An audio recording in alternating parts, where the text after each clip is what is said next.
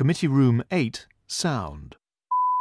Welcome everybody to this inquiry session of the Work and Pensions Select Committee in our inquiry on disability employment. A very warm welcome to the three members of our first panel. And can I ask each of you very briefly to tell us who you are, starting with Laura Davis.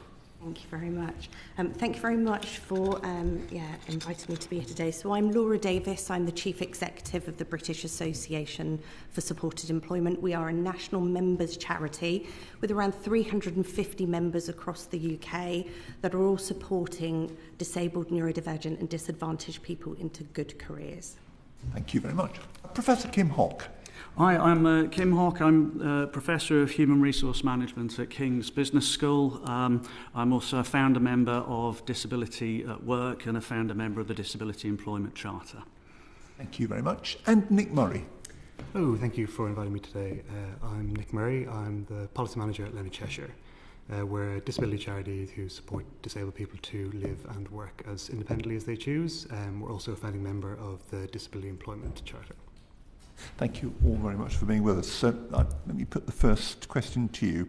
The disability employment gap hasn't reduced in the last few years, but the government's target of increasing the number of disabled people in employment has been met by 1 million, wasn't it? 1 million was the target, I think.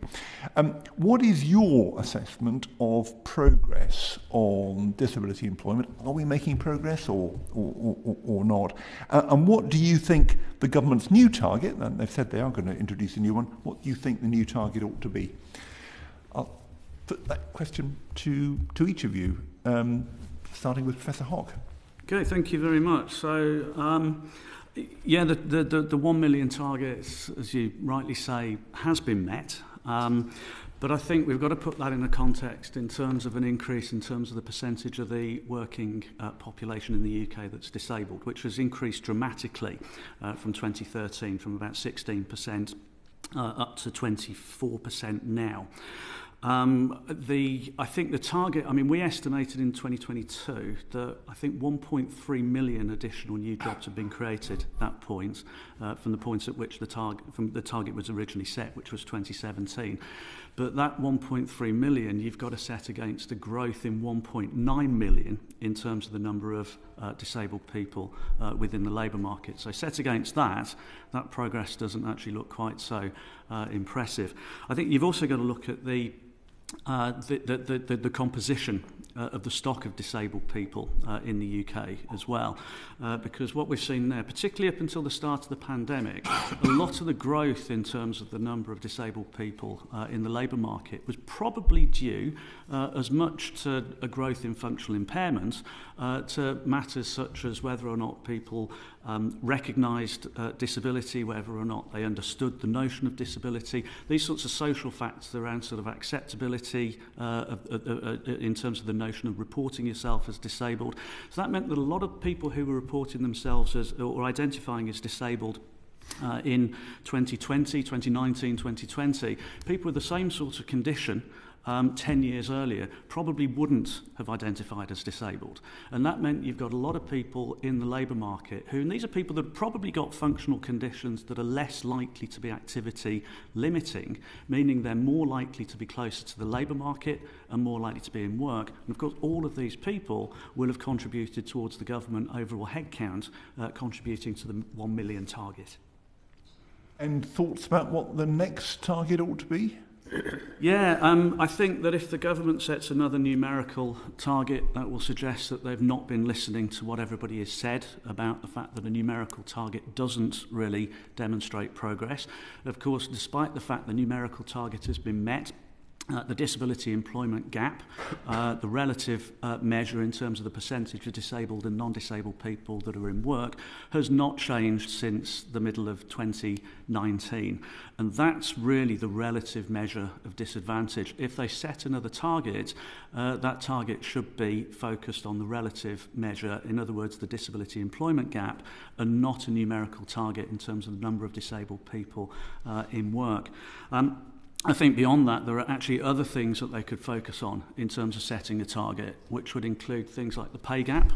We know that, if anything, the disability pay gap has actually increased in recent times, so it'd be worth looking at potentially setting a target around that. I think you could also look at the hours disability employment gap as well, because, of course, the disability employment gap, as currently reported, is to do with the number of disabled people that are in work relative to the number of non-disabled people that are in work. If you actually express it in hours, because disabled people typically work shorter hours than non-disabled people, the disability employment gap is even greater. So you could look at that too.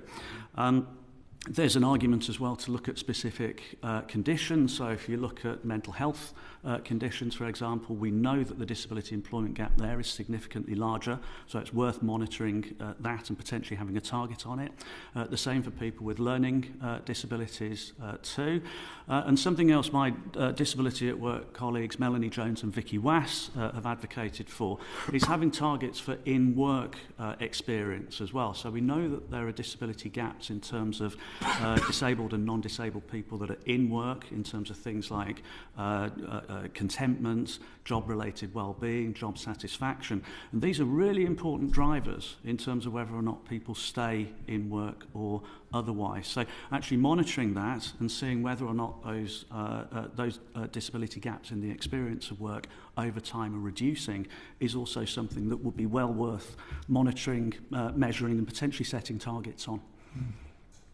Thank you. Laura Davis, anything? Thank you.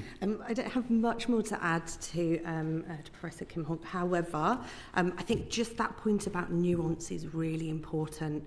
When you look at the employment outcomes for people with a learning disability and autism, for example, only 4.8% of people with a learning disability have a paid job. Around 9% of people with autism. So actually we can have this overall target, but you need to understand the nuances and the significant disadvantage that particular groups of people within our community. Yet over 86% of people want to work. So this narrative that people are unmotivated just simply isn't true. So I think we really need to build in that nuance, and I would absolutely agree about the point around in-work progression as well. So actually getting somebody a job should be the starting point. We should have high ambition around how people progress through organisations as well, and there should be a measure around that. We've just had the Buckland review, haven't we, on autism employment? Absolutely. Point well made. Thank you. And Nick Murray, anything? Yeah, would echo everything that's been said so far. Obviously, while the government has hit that 1 million target, as Kim said, the disability employment gap has remained pretty static, kind of fluctuating between the sort of 27 to 29% over the last decade or so. In the same time, the disability pay gap has also increased. So yeah, we're obviously seeing a concern there where there's not much of a change in the disability employment gap, but also if the disability employment disability pay gap is increasing, then there's also concern that disabled people aren't getting into work that is paying well, that's good work, that's meeting their skills, that's meeting their aspirations, and that has the potential for growth in there. I think as well an important fact of this is sort of trying to improve retention in terms of looking at the disability employment gap. We know that every year 340,000 people, disabled people, leave the workforce, and that's at about twice the rate of non-disabled people.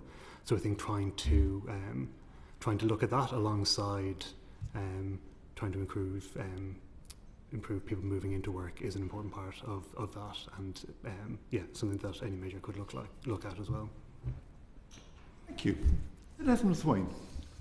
Professor and Nick, can you explain for me what the prevalence adjusted disability employment gap might be, and why would DWP and the government want to take any notice of it? Yeah, good question. So I suppose I ought to take on this because this is an invention of my Disability at Work colleagues, again, Melanie Jones and Vicky Wass, so I can blame it on them. They essentially argue that the prevalence adjusted disability employment gap is a way of looking at the extent to which the disability employment gap is actually a serious public policy concern. Okay, so imagine a situation where you have a really, really high disability employment gap of 50%, but you have very, very few, just purely hypothetically, very few disabled people in employment. The prevalence adjusted gap essentially multiplies the two together. That's all it does in terms of creating a figure for the percentage of the working age population that are prevented from working due to disability. Now, if you have a very low percentage of people that are disabled within a given economy, the prevalence adjusted disability employment gap is going to be very low, indicating that it's not really that big a hindrance in terms of labour supply or in terms of skills gaps and so on. So what the prevalence adjusted gap is telling us at the moment is that the actual disability employment gap has remained static. So the headline figure has remained static at around about 28, 29 percentage points for the last 5 or 6 years. What we've seen in terms of the prevalence, in terms of the number of disabled people in employment, that's gone up considerably. So even though you might look at the disability employment gap and say the problem has remained static, the problem has remained stable, the prevalence adjusted gap would say, well, actually, no, it's not. The problem has actually got worse because that's a 30% disability or 28, 29% disability employment gap actually being applied to a much larger segment of the working age population as a whole. So what it does is indicate the extent to which it's actually a public policy concern. The prevalence adjusted gap is actually higher now than it was in 2019 because we've seen the disability employment gap itself remain static, but we've seen a growth in terms of the number of disabled people in the economy. So the knock-on effect of that is that disability from the point of view of restricting labour supply, from the point of view of employers not being able to recruit to the vacancies that they have, disability is a bigger part of the picture, hence we need to be focusing a lot more resource on it perhaps than we are. To what extent has the growth in the number of disabled in the workforce a result of actually people being more inclined to declare their disabilities? Yeah, I mean, this is essentially the point that I was making earlier. I think that was absolutely the case up until the start of the pandemic. I think from that point onwards, we've actually seen a slightly different picture, that we've seen obviously a growth in terms of long COVID, which wouldn't have been a feature in terms of disability prior to the pandemic. But we know we've also seen a growth in terms of conditions like type 2 diabetes, the number of people that are waiting for hip and knee replacements on the NHS, a growth in terms of mental health conditions as well. And a lot of this is due to the sorts of constraints I think that we've seen in terms of the NHS in recent times, because we know people are waiting for up to 18 months, for example, for hip and knee operations, and this is going to obviously keep a lot of those people out of the labour market. I think the latest assessments are something like 1.9 million people are waiting for a mental health assessment at the current time. And these are all significant conditions that are related to functional impairment that will keep people out of the labour market. So I think some of the recent growth that we've seen in the last few years in terms of the percentage of the workforce is disabled is actually in terms of the stock of jobs and the way in which you look at disabled people as a whole within the labour market. There's a lot of that growth in recent times has been in conditions that have significant functional impairment. Want to add anything, Nick? No, I think it's been covered pretty comprehensively. So the labour force survey invites respondents to self-select their disabilities from a list. Apparently there's a problem. The list is not particularly well defined. Is that a big deal? I think there is something to be said about providing people with a list to select from, because it gives you an indication in terms of the compositional mix within the stock of disabled, essentially what it will tell you is the extent to which the percentage of disabled people that are declaring as disabled have significant functional impairment. And one way you can do this is using the Washington short set of questions, which asks a number of different things. For example, it will ask you, do you suffer from a visual impairment despite the fact that you wear glasses? Do you suffer from hearing impairment despite the fact that you use a hearing aid? Do you have difficulty walking or climbing stairs? Do you have difficulty in terms of communication? So it asks for a series of questions of that nature to give an indication as to the extent to which the disabled people are experiencing functional impairments that are likely to keep them out of the labour market. So in a sense, what that tells us is that the definition that we have in terms of disability at the moment, which is the Equality Act definition where people do self-declare, it gives an indication in terms of what percentage of people within that cohort are suffering functional impairments, possibly multiple functional impairments, that are likely to keep them out of work.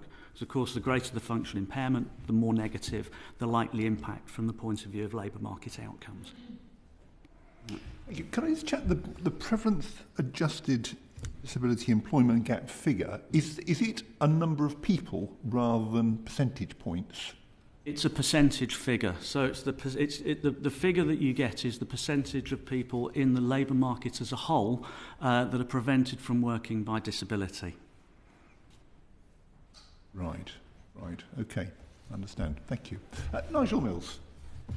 Do we know how many people who receive PIP are in work or not in work? Is that a set of data that's published or available? I don't have any figures on that. Do you know anything like that? No, I don't have any on me.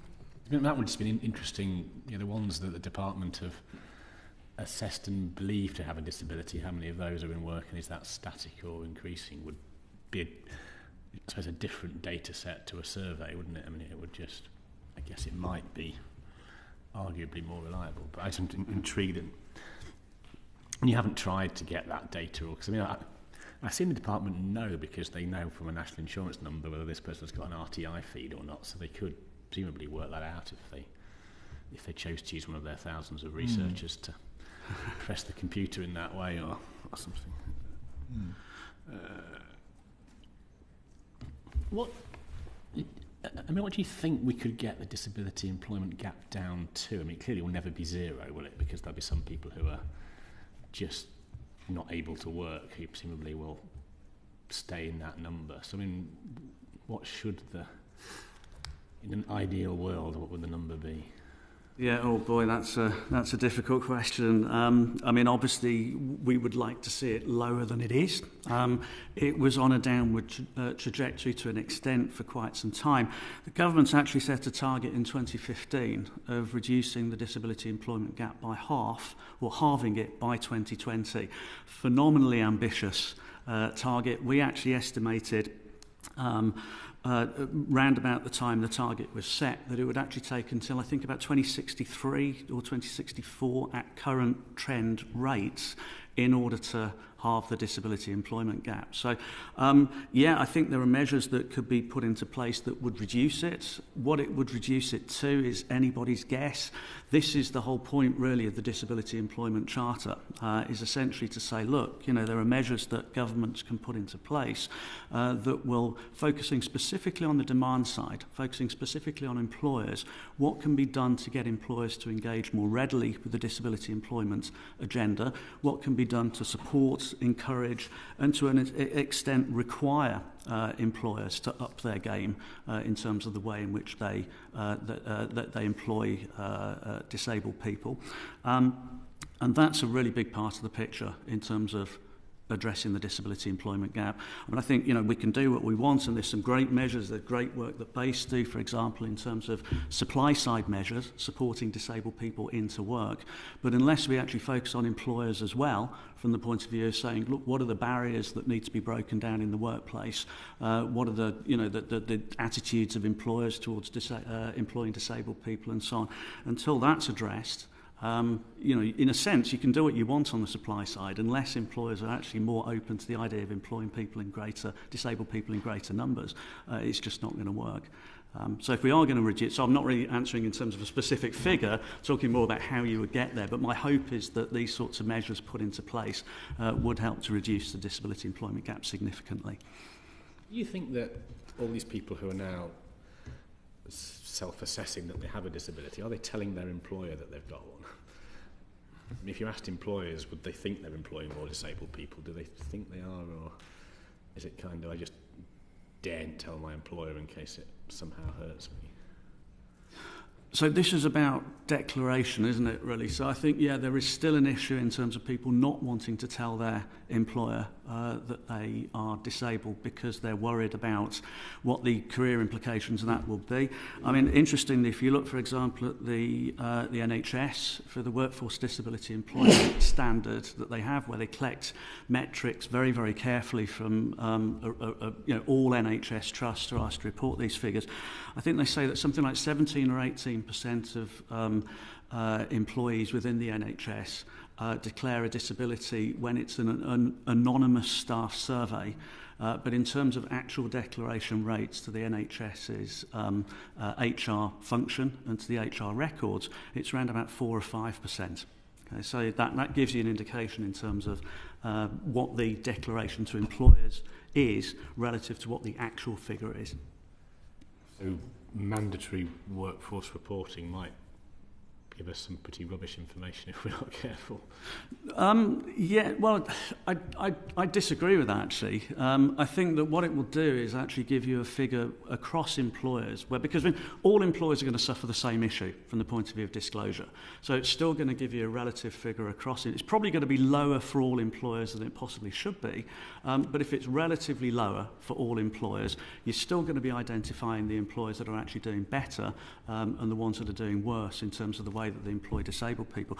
I think it could also actually encourage employers to up their game from the point of view of actually getting people to disclose. And if employers, if you're being told as an employer you are now going to be reporting your figures to government, and that's going to become publicly available data, essentially putting you in a league table.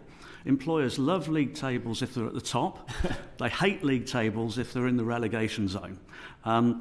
So as a result of that, you would hope that that would actually, for a lot of employers, would say, look, we need to up our game here in terms of the way that we actually treat out, the way we communicate with our disabled people, the way we treat our disabled people, to make sure that they do actually feel comfortable from the point of view of reporting. So there's potentially, it could actually have quite a positive effect in that regard. Which data would they publish? Would it be the anonymous survey or the actual HR data of known conditions? I guess we're going to have to wait and see what the government comes back with. I mean, from what I understand, they're due to report back on the consultation on mandatory reporting imminently. No idea what they're going to recommend, if they're going to recommend mandatory or voluntary reporting as the way forward. What I would say is that whatever they do, they should be recommending that employers collect the data in a systematic way and in a standardised way, and that they use exactly the same question when they're asking employees in relation to their disability status. Because if you don't do that, you're not going to get comparable data across employers, which you absolutely need if you're going to use that data to create benchmarks at industry level, or at sectoral level, or indeed to use the data to identify the employers that are actually really doing it. And that's one of the great things about mandatory reporting. Give you the data that will identify the employers that are really doing well. You can then go and look at them and say, well, what exactly is it that you're doing in terms of what are you putting into place? Are there lessons that we can learn from you that other employers can learn from? Laura, Nick, anything you want to add? Yeah, I'd just come in and say that I think that we'd definitely be in favour of mandatory reporting, but I think it's important to get it right. It's not just about what that question looks like, but I think supporting employers to kind of build an open and inclusive culture that encourages disclosure, that people are more willing to respond in a way that will give you the best data possibly. I think, as well as sort of people being concerned about what their employer might do with the data, one of the things that we heard from some of our supporters were the fact that a number were quite concerned about what would happen with the data that they disclosed being shared with government, particularly, I think, due to sort of the low levels of trust and confidence in departments like DWP. A disabled person might be willing to disclose a disability in an anonymous survey to a line manager that they trust, but then stepping over that threshold and sharing it with government was something that people had deep concerns about. I also would say that we've also polled employers on this, and 63% have said that they're in favour of introducing mandatory workforce reporting for large organisations, so 250 plus. So that's a significant majority who are in support of it. I know there are some concerns that employers might have around the fact that the data they have may not look as good as it should be if they're sort of employing more disabled people in junior roles. But I think if you learn from kind of what we've learned in the gender pay gap reporting, if there's an option for employers and organisations to include kind of a narrative alongside that explains their figures and what they're doing, I think it could be something that is definitely could move the dial, or begin to at least. Or anything you want to? No, I think it's been covered by colleagues. Just finally, has the National Disability Strategy made a stunning difference in the last 3 years? It's hard to say yes, given the pause to the strategy as a result of the judicial review. So the two key areas that we were focusing on after the National Disability Strategy was launched was the review of disability confidence and also the consultation on disability workforce reporting. And of course, those were two of the things that were paused. As I said earlier, in terms of disability workforce reporting, the government is, I believe, imminently going to be reporting back on that. So people in the Cabinet Office tell me. In relation to the review of disability confidence, now that is actually complete, and they, DWP have actually shared at least the headline points that they're looking that have come out of that review with stakeholders. I don't know if that's been necessarily made public. I've had sight of it, and I have to say that looking at the sorts of things that they're proposing, it strikes me as more a tinkering around the edges than it does any sort of significant reform of the scheme.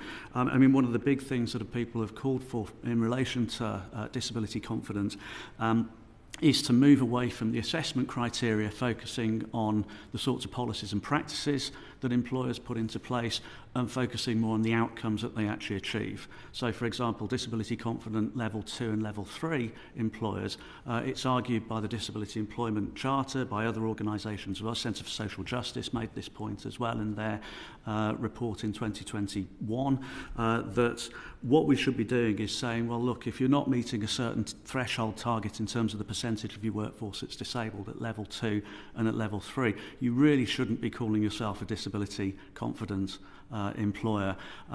Otherwise, it's not sending a credible labour market signal to disabled people in terms of the organisations that actually employ disabled people and are likely to retain them and give them a good experience of work. These sorts of reforms have just not been looked at in terms of the recent round of reforms that have been announced by DWP. It's quite easy just to say, yes, of course, I'm disability confident, I'm happy to employ people. I just never actually happened to quite get around to doing it. Isn't really a useful badge, really, is it? That's absolutely true. I mean, we've been doing some work looking at disability confident recently, using the Work L data, which is Lord Price's organisation, so he very kindly made the data available to us. And we said, great, this is wonderful. This is 127,000 individuals within this data.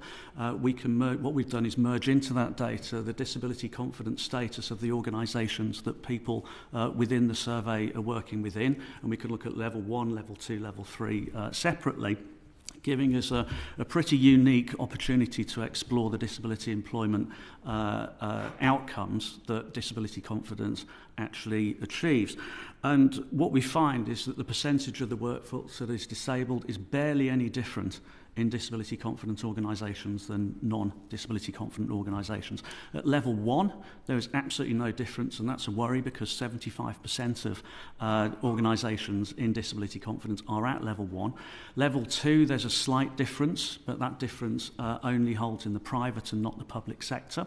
And when you look at level 3, we don't find any difference. And if you look at the private sector, the percentage of the workforce that's disabled in level 3, private sector disability confidence organisations, is exactly the same as it is in non-disability confidence organisations.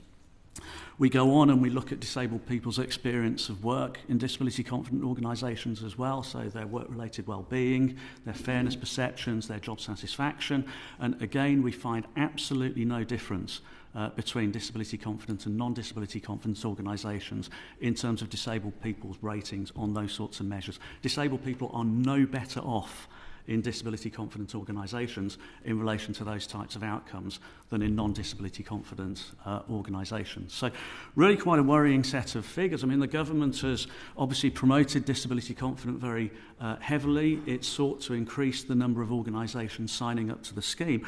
But in all honesty, our view on this is that it's just a completely false impression of progress. And it's actually quite damaging because, of course, the government could say, well, look, you know, we've got all these organisations signing up to the scheme.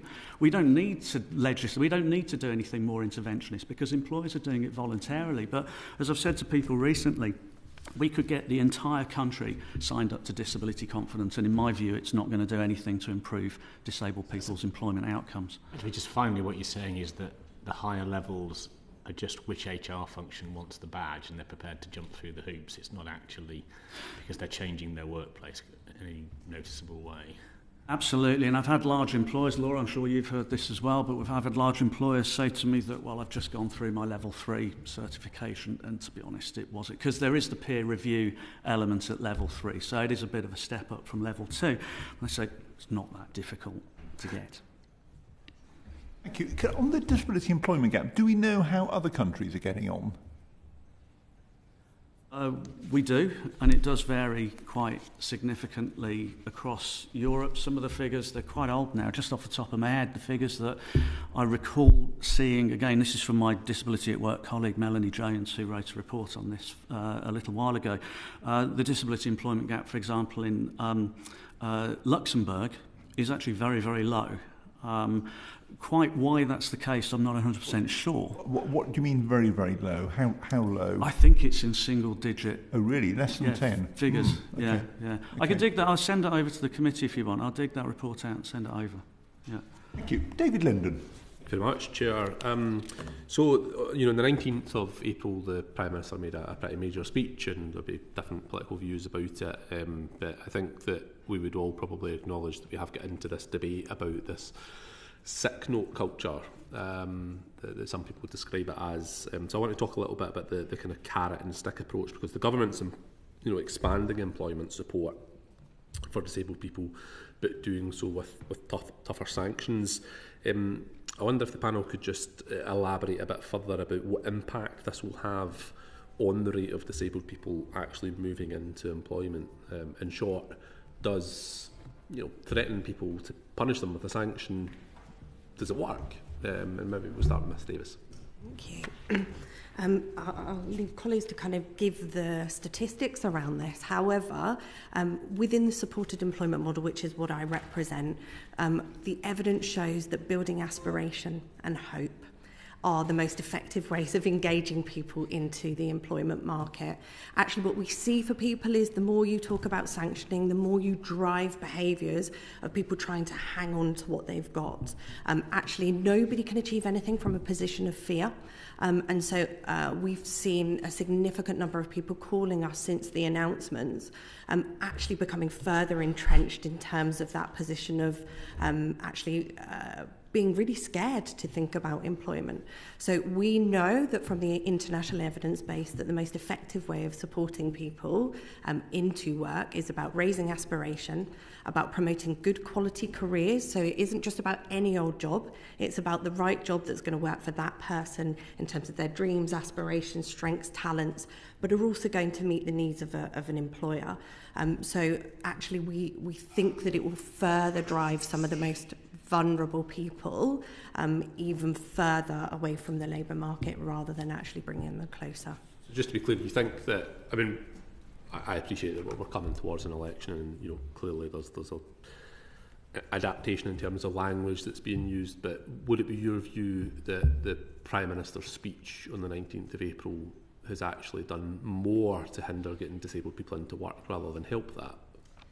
I think it's confused. because we had announcements around universal support, which is the new employment programme, which is absolutely based around a voluntary programme. It's about raising aspirations, supporting people into employment. And then we're talking about sanctioning, and it's really confused both individuals but also employers. So on Friday, I actually had some phone calls from employers saying to me, you told us that universal support was about hope, that it was about voluntary, that we want people that are motivated into the workforce. We do not want people that are being mandated and forced into work, because actually it's no good for us. And it was one of the criticisms from employers around the work and health programme was about people being mandated to apply for job roles rather than being well matched into the right job for them. So actually we've seen a real nervousness from employers, which I think is absolutely counterproductive, because as was said by Kim earlier, we need employers on board if we're going to really reduce the disability employment gap, because we need them to know that the people that are coming forward are motivated to do so rather than being sanctioned. Professor Hoque. Well, the problem with sanctions is that it leads to what people refer to as counterproductive compliance. So you know that if you don't engage in job search activity that you could potentially be sanctioned, so you end up wasting inordinate time applying for jobs that you're just simply not going to get. There's also evidence to suggest that the deterrence effects of sanctions will force people into jobs that are inappropriate for them, so that can actually have a lasting long-term effect in terms of your earning potential. So it's not just a short-term, this is something that will stay with you over time. I think Mind have pointed out that for people with mental health conditions, the threat of sanctions just raises stress levels to a point where people will be moving further away from the labour market rather than closer to it. But for me, one of the big things really around this whole area of debate is sort of, a lot of the rhetoric from government in the autumn. Which was that, look, there are all these jobs now available working from home. So surely there are more opportunities for disabled people to engage with the labour market, because all of these working from home opportunities lend themselves to the sorts of jobs that disabled people can do. So surely we should be, in a sense, trying to encourage disabled people off benefits and into job-seeking activity. That's a complete myth. If you actually look at the percentage of jobs that are actually advertised as working from home in the UK, it's minimal. One estimate is 7%. I actually personally think that that is high. It's actually higher than the reality. So a little bit of work that my Disability at Work colleague Nick Bacon has done recently is to look at the DWP's Find a Job service website, which has, I think, about 129,500 jobs listed on it. Of course, this is the primary website that DWP job coaches will be putting people into, sort of saying, engage with this. This is how you will go about, helping them with their job search activity. So looking at those 129,000 jobs listed on the Find a Job service website, what Nick identified is that 0.51%, that's 0.51% of those jobs are fully remote, and just 2.75% are listed as being hybrid remote. So the idea that there are all of these working from home opportunities out there for disabled people to move into is just a complete myth. And even if there were, we have to bear in mind that competition for those jobs would likely be a lot higher. Because, the upside of the story, I guess, to an extent, is that the research that we've done shows that working from home does benefit disabled people. It improves their job satisfaction, it improves a whole series of work-related outcomes for them. The problem is that it also increases those outcomes for everybody else as well. Right, so everybody, to an extent, likes working from home. Yeah. Exactly. So if you end up in a situation where there are more jobs available working from home, competition for those jobs is going to be higher. So even if disabled people apply for them, there's a distinct possibility they're actually not going to get them. So I think it's just really, really important to make that point, because the basis of the government's argument as to why they should be introducing tougher sanctions is because there are more opportunities available to disabled people because of a growth in working from home.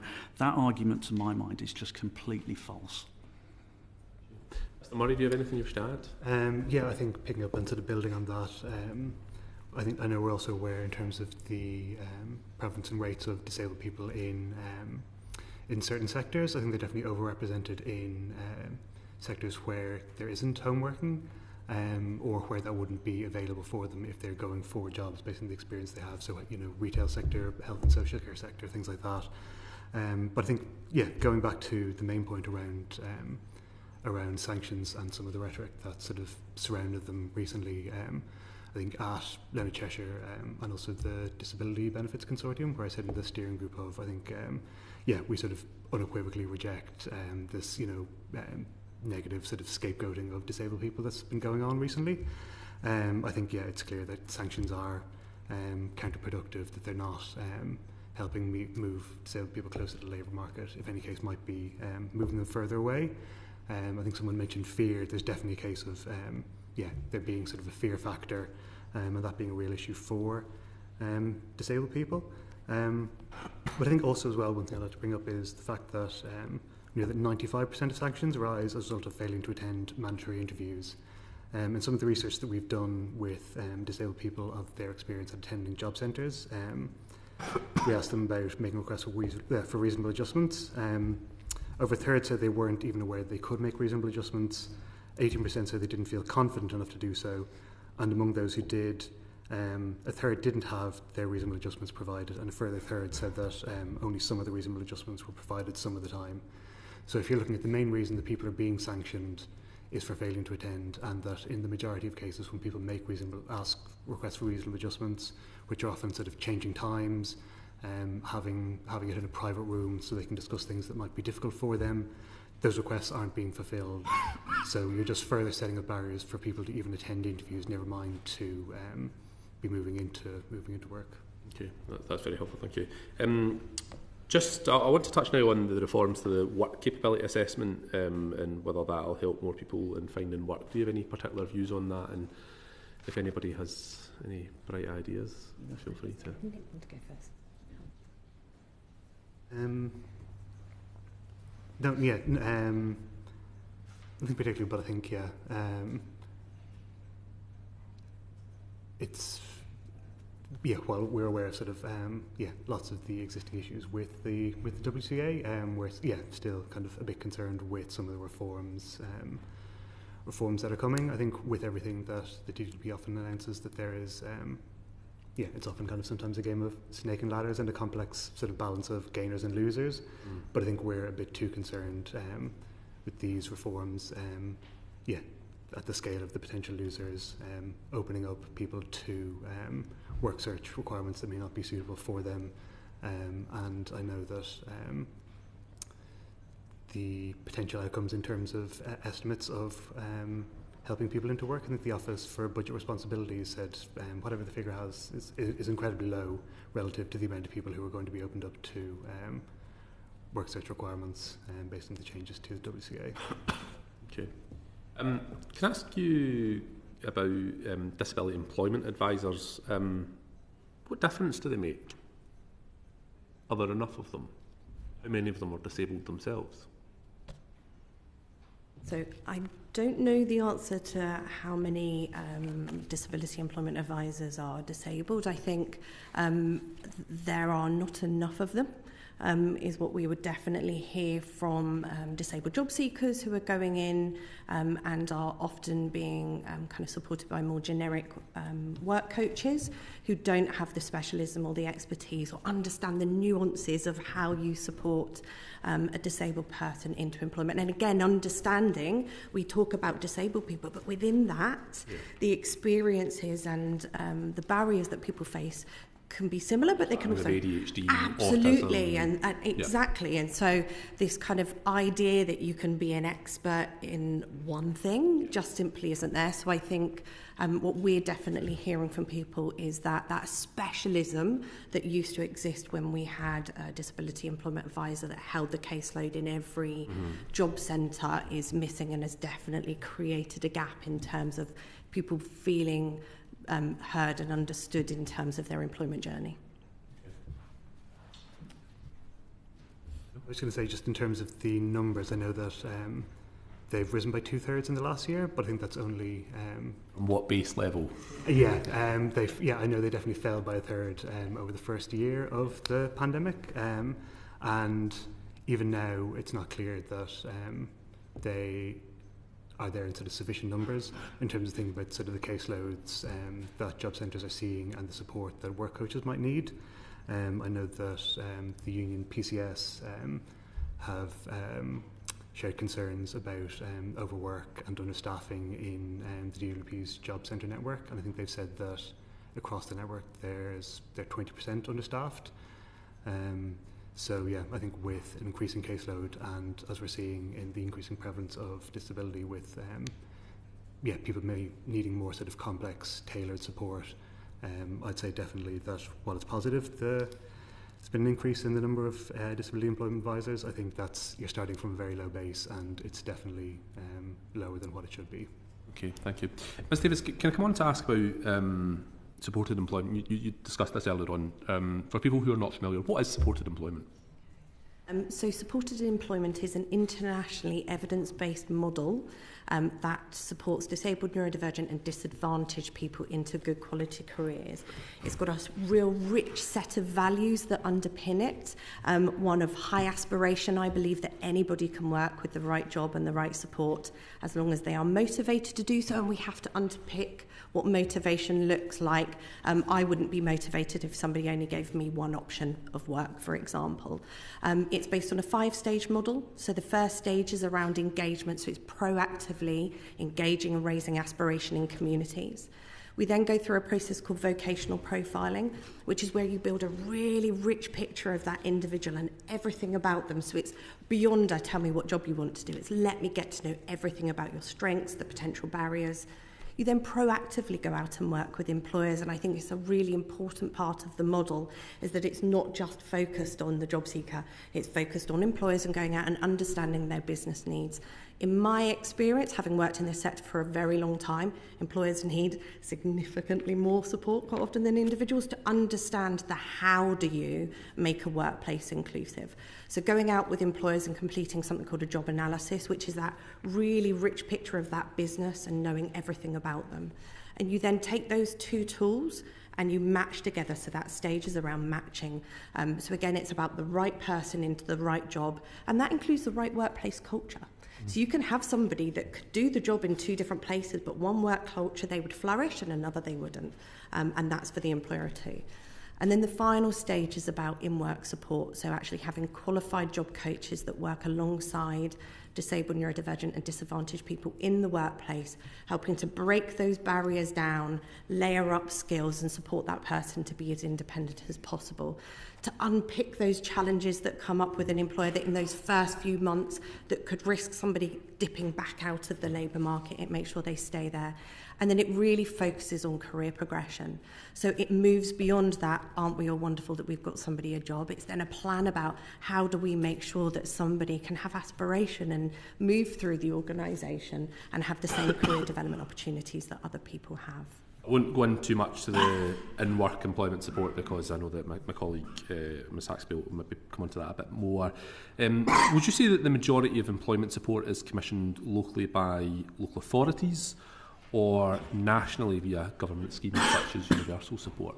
How does that look? Yeah, so historically it was a real kind of mixed economy actually. So a lot of the big employment programmes were commissioned via the Department of Work and Pensions, so through things like the Work and Health programme. Actually supported employment historically was commissioned through local authorities, health providers, charities going out and getting charitable funds. European social funding was a big funder of supported employment in local communities. We've obviously seen the announcement of universal support and it hasn't been rolled out yet. We think it's a really exciting opportunity because it does use that 5-stage evidence-based model. It's voluntary, it's about high aspiration, and will be delivered out into local communities. But there is definitely going to be a potential gap for some people that don't need that full wraparound support that the supported employment model delivers, but still need more than they're going to get through kind of a work coach within the Job Centre Plus, for example. And just one last question, if I may, Chair. We heard earlier on, I was fascinated to hear about the situation in Luxembourg. You very helpfully set out the kind of the international benchmark for supported employment. can you just talk a little bit about the current state of employment support here in the UK and these islands? What are we not doing that they're doing, for example, in Luxembourg? Okay, so I think... Briefly, if you would. Absolutely.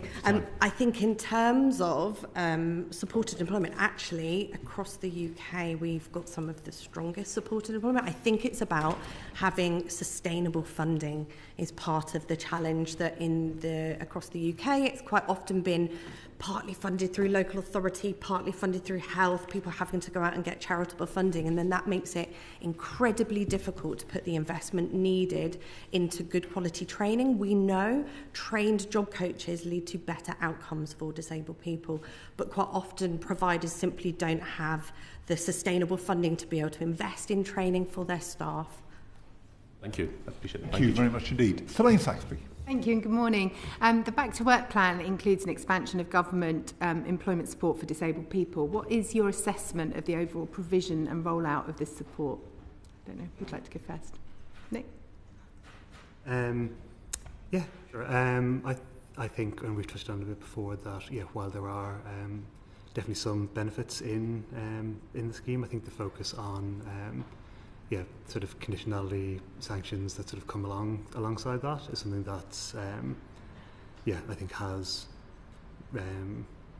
really concerned us. I think one of the things that is positive is recognising the need for additional support for people with mental health problems, so things like talking therapies and individual placement and support programs. I think we'd also like to see something go a bit wider and think about sort of social care as an enabler to helping disabled people to move on, progress in work and sort of fulfil their career aspirations. I think we're generally positive about what is included in the plan, but are quite concerned about some of the more negative aspects of it that we've already touched on, I think. I think you touched on there an interesting point that with some of the conversations that we're having at the moment within government is around that almost that definition of disability, where we have this huge new cohort of people with mental health issues, and actually the treatment for somebody with a physical disability is potentially very different to the support and help for somebody with a mental disability. And I think that's perhaps where some of this confusion, certainly in my mind, that having spent a lot of time in my job centre again, because I've seen such an uptick in young people not going to work for mental health issues, but for them probably being at work, for most of them, is going to be better. And I think there is almost a need for I'd like to see different terminology coming through within that recognises that not all disabled people are the same. We call them a cohort, but sorry, I digress. Professor Hoque, your thoughts on the Back to Work plan? Well, I don't have much to add. I mean, it's a general plan. Is it the case that disabled people will potentially get lost within it? It will help. It's not focused purely on disabled people. There is a tendency in these sort of general work programs for often disabled people, particularly with the more functional people, particularly high levels of functional impairment, to go in the too difficult to deal with box. It's referred to as creaming and parking. They get parked. The people delivering these programs will focus on the people that are the easiest to place, because very often the funding models pay them in terms of how many people they place, and obviously you will go for the people who are easiest to place first, which can be to the disadvantage of disabled people. Which is why, in a sense, with things like the ending of the work and health programme, is that an issue, given the fact that there isn't a dedicated scheme which is specifically focused on disabled people beyond universal support. And do you think universal support, which is likely to be the government's main form of employment moving forward, is well designed, rollout going well, things that you'd like to see done better? Laura, I think you're better placed to answer that than me. I think it's too early in terms of understanding what it's going to look like. If it's commissioned properly, it has huge potential to make a real difference. The bit I would just be cautious around is that universal support, from my understanding, was designed for people with kind of complex and multiple barriers. So people with a learning disability, people with mental health conditions, care leavers that have got significant trauma and so actually need that 12-month wraparound support. I think the slight risk we have is that you don't want to end up, because we don't have another programme with the end of the work and health programme, is that people start trying to push everybody through universal support, because not everybody needs that 12-month wraparound. So I think there could end up with a gap where either we see people, because they're not getting the levels of support that they need, developing more complex barriers, so it means they will need the more expensive intervention, or actually seeing people kind of dipping out of the labour market or moving further away from the labour market altogether. So I think we need real consideration. That I absolutely believe that universal support is the right model if commissioned in the right way, but it's going to take some time because of the lack of investment in supported employment over the years to build up the infrastructure in local areas to deliver this really well. And I would want to see something else carrying on in the background so that people don't get completely missed and fall off a cliff edge. And in addition to the things we've already spoken about today, what more do you think the government, providers and employers need to do to help disabled people find work? $1 million question in many ways. I mean, I think, again, going back to the Disability Employment Charter, I mean, this has now been signed by 180 organisations, including, I mean, founder member in Leonard, Cheshire, and a signatory in Scope, in Base, sorry. I mean, it's essentially laying out 9 different key policy areas that the government could be focusing on, some of which we've touched on today, including mandatory reporting. It's not just the Charter which is supporting mandatory reporting, it's organisations like the Institute of Directors. The CBI has said very positive things about it. The CIPD support in principle mandatory reporting. In other words, if it's introduced very carefully so that you've got the support in place for employers so that they get it right before it goes live, so to speak. Reform of access to work. There's still far too many people that are waiting far too long for their access to work decisions to come through. There's issues in relation to whether or not we need to remove the access to work cap, about the passporting from disabled students allowance into access to work, for example. We talk also about the importance of leveraging procurement as well. So there's an awful lot of government procurement spend. That procurement spend in part can actually, so you can actually look at when government's sort of tendering for contracts, they say, right, okay, well, how do we actually assess the different bids? If they're equal in terms of value for money, we give the contract to the organisation that has the better disability employment metrics. They can actually use that spend to encourage organisations to focus on disability employment outcomes. There's the scope to look at what's happening in terms of reasonable adjustment requests. Something Unison say to us is that these just disappear into the ether very often. So what the Charter calls for is that people should have a right to hear back within 2 weeks when they make a reasonable adjustment request to their employer. So a series of other things. I mean, you could look at issues around legal reform and access to justice. You could look at the role of trade unions and the role that trade union reps, equality reps and disability champions can play, whether they can be better supported. I mean, Labour will introduce statutory rights for time off for trade union equality reps if they are elected to power. And I think there's also an awful lot to be said around advice and guidance to employers as well. That employers, often a lot of employers say, look, we want to do this, but we just don't really know where to start.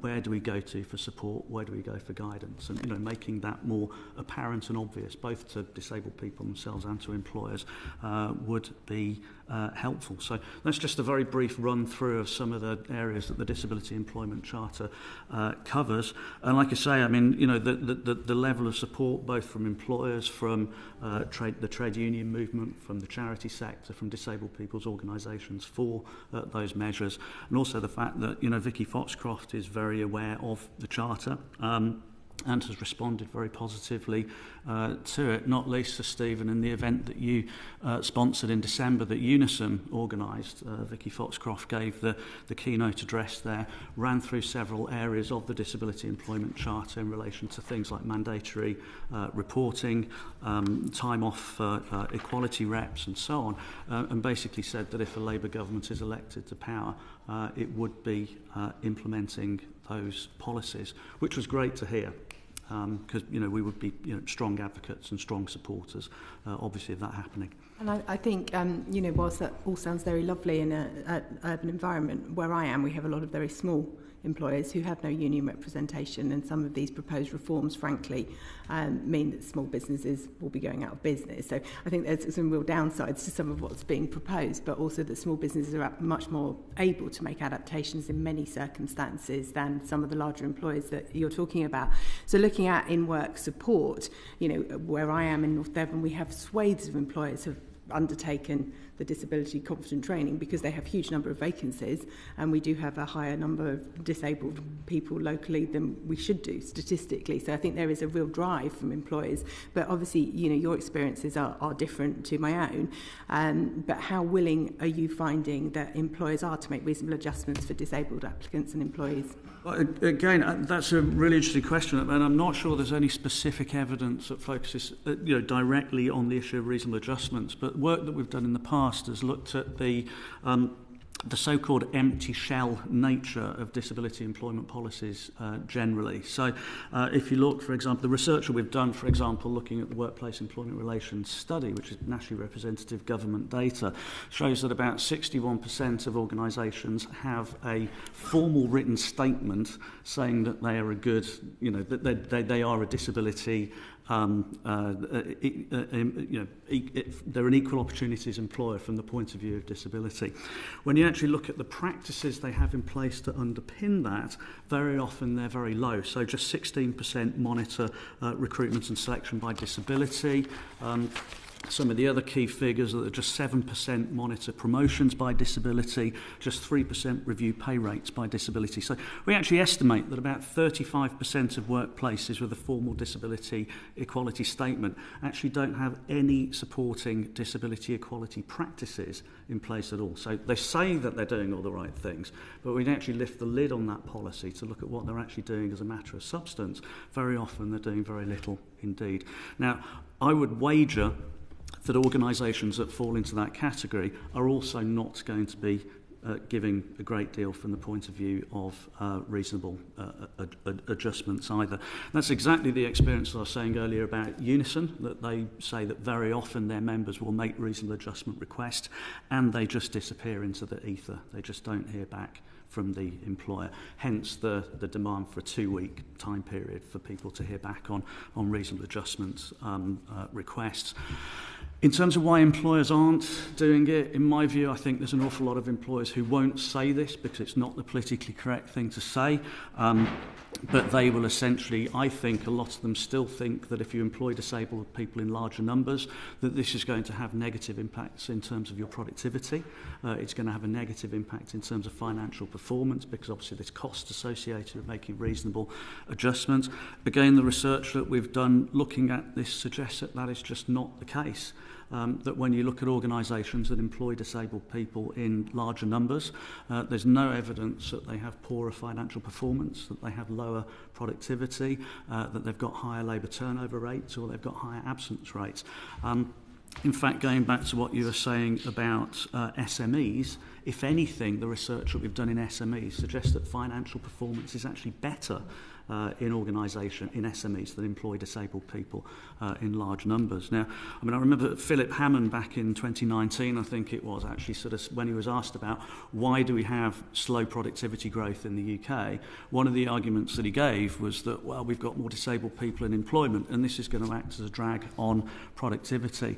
Our evidence suggests that that is absolutely not the case. There's no evidence to suggest that in organisations that employ disabled people in larger numbers, that productivity is any lower than elsewhere. Thank you. I'm just aware of time. Laura and Nick, I just wonder if there's anything else you'd like to add on reasonable adjustments and barriers that employers may find in making them. Yeah, I do lots of work with employers, and that's both kind of large employers and SMEs, and actually what they tell us is that intellectually they understand, but they don't know the how. They don't know how to do it. What does a reasonable adjustment look like for somebody with autism, for example? So actually, I think there's a real lack of confidence in terms of how you move things forward. How do you think about reasonable adjustment prior to somebody even applying for a job role? So I do lots of work with organisations thinking about the actual recruitment process itself, because it's absolutely brilliant if somebody makes it through that and then you think about an adjustment. But how do you make an adjustment so somebody can actually even enter into the labour market? So I think there's a lot more that that could be done in terms of supporting employers to understand the how do you do this and how do you do it really well in a way that's going to work for your business and ensure that talented people from all parts of our community can enter into the labour market.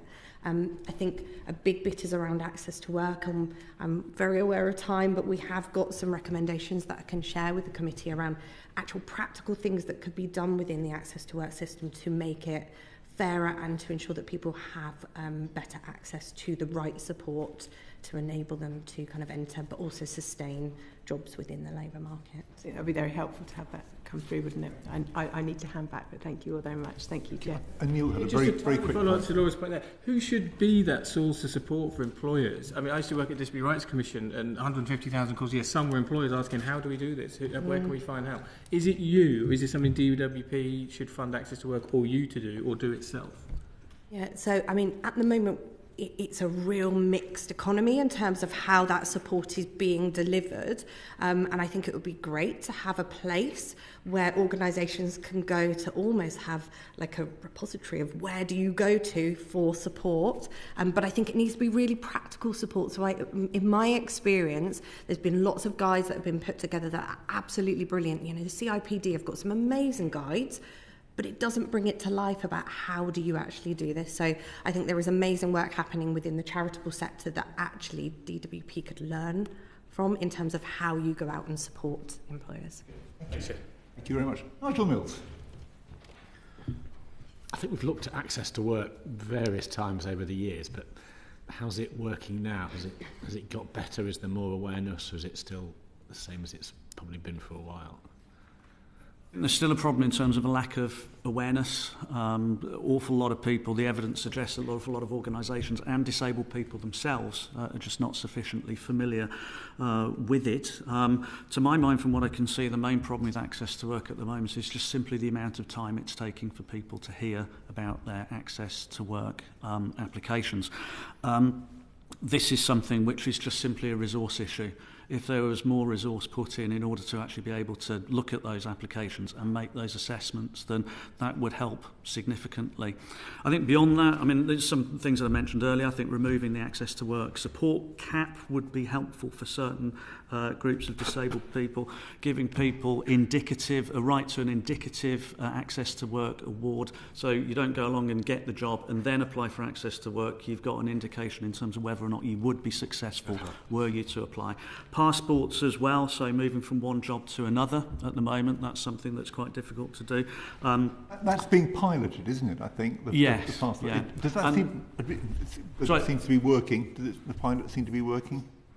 I was going to say, from the evidence that's been shared with us of the pilot that's taken place across 3 universities, I think, from what's been shared with us in terms of what the documents look like, in terms of the information that people are sharing and how it's being recorded, we'd certainly have concerns at the moment in it being rolled out much further.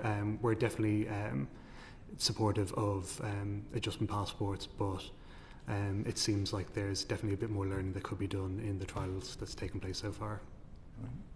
Thank you. Nigel, sorry.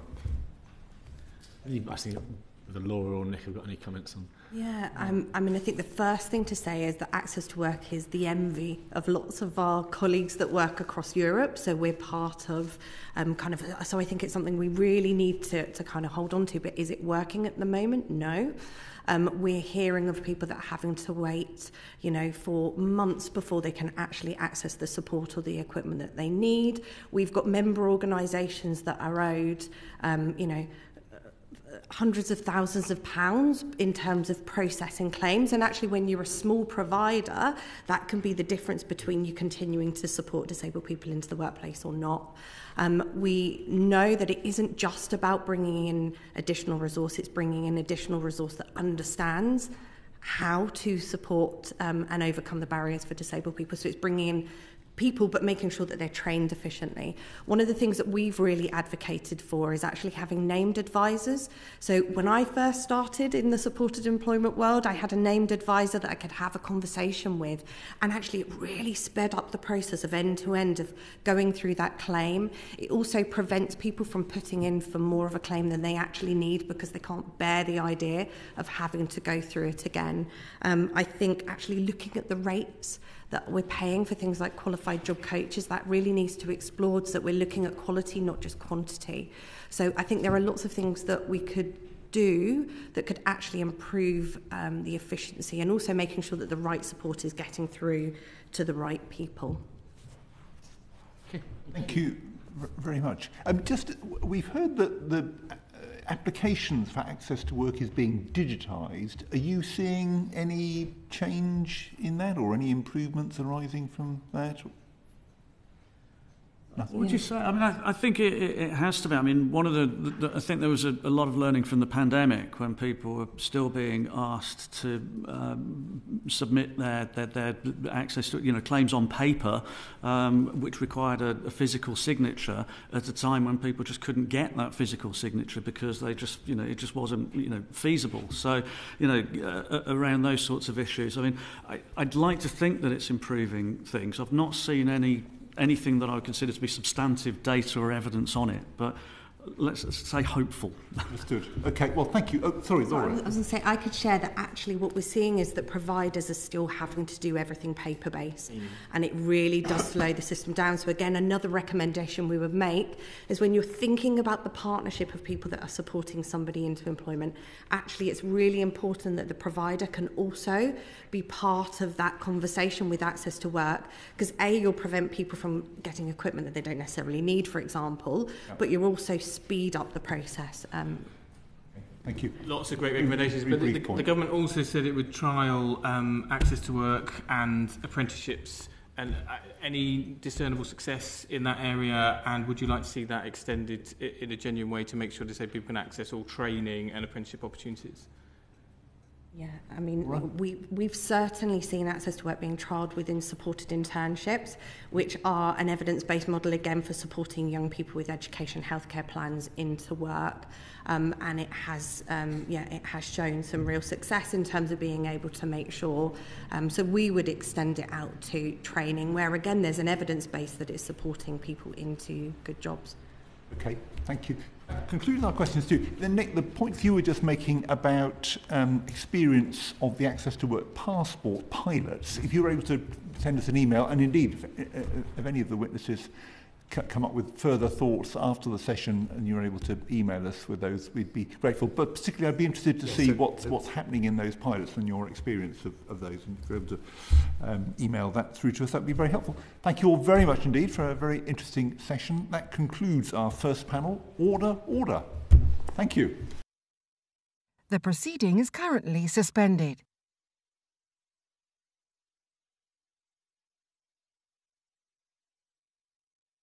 The proceeding is currently suspended.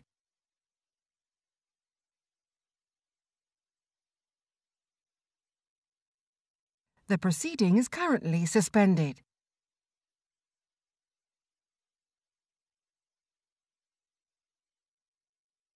The proceeding is currently suspended.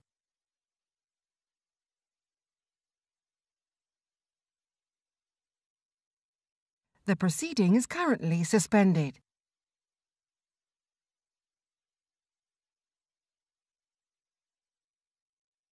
The proceeding is currently suspended.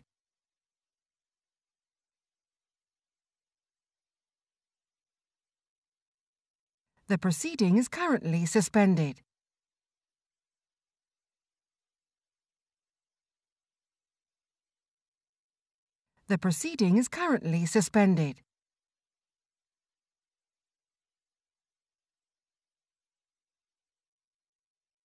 The proceeding is currently suspended.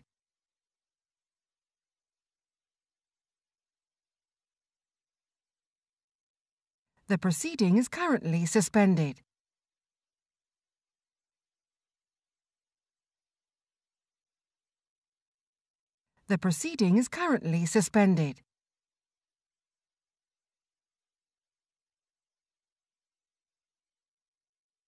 The proceeding is currently suspended.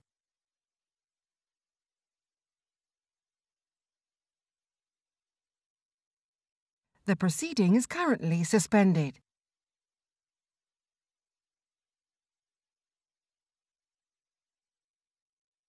The proceeding is currently suspended.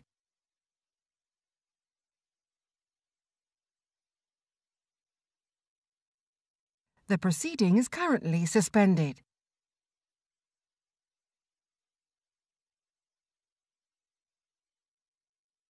The proceeding is currently suspended.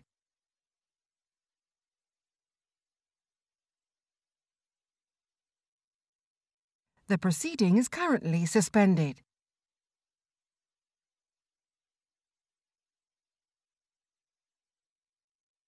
The proceeding is currently suspended.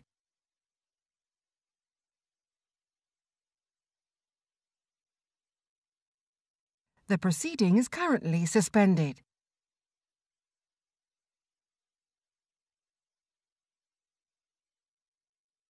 The proceeding is currently suspended.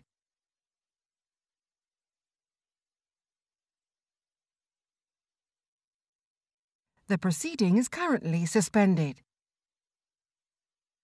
Welcome everybody to this meeting of the Work and Pensions Select Committee, our second panel this morning in our inquiry on disability employment. A very warm welcome to the members of the second panel. And can I ask each of you very briefly to tell us who you are, starting with Professor Ian Byrne. Hi, I'm Professor Ian Byrne. I'm a Professor of Economics at the University of Liverpool. Very much. Jacqueline Winstanley. I'm Jacqueline Winstanley, founder, CEO of Universal Inclusion, in this context, a visiting fellow at Birkbeck CIMR. Thank you. Professor Helen Lawton-Smith. I'm a Professor of Entrepreneurship at Birkbeck, University of London, and I am the Director of the Centre for Innovation Management Research. This has been a body which has done a lot of research in this field. Thank you very much. And Dr. Christine Grant. Yeah, I'm Dr. Christine Grant, and I'm an Associate Professor from the Research Centre for Healthcare and Communities at Coventry University, and I'm also an occupational psychologist. Thank you all very much for being with us. David Linden. Thank you very much, Chair, and good morning, and thank you for being with us this morning. I'd like to start off with my questions, particularly to Professor Byrne. You and your colleagues conducted research into the extent of disability-related hiring discrimination in the UK. Before we ask you about your findings, could you summarise the available evidence and tell us how big a problem disability discrimination is in the workplace, even 2024? So there's a lot of different ways that we can measure disability discrimination. I think the easiest way to start is just by talking to disabled people. So we have very strong evidence of hiring discrimination from traditional surveys such as Understanding Society, where we ask them, have you experienced discrimination? So we have very strong self-reports. You know, economists typically like to have more quantitative measures, so we like to run experiments, because experiments let us control things to make sure that we have two people who are perfectly identical. So that way the only difference in their treatment will be because one's disabled and one's not.